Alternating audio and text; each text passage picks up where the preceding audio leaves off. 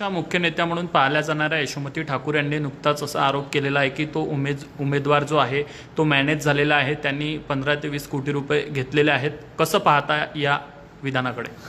मला आता आपल्या माध्यमातून करते आहे, अजून मी ती फी ताईंची किंवा काय ताई मला बघितलं नाही, पण असं ते खेदजनक आहे.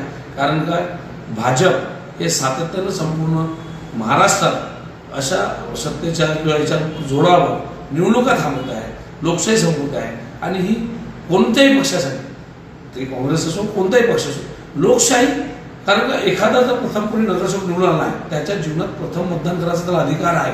आणि जर निवडणूकच अनपोच झाली तर त्याचा मतदानाचा आपण अधिकार हिरावतो आहे. हे संविधानातही नाही आणि लोकशाहीलाही घातक आहे.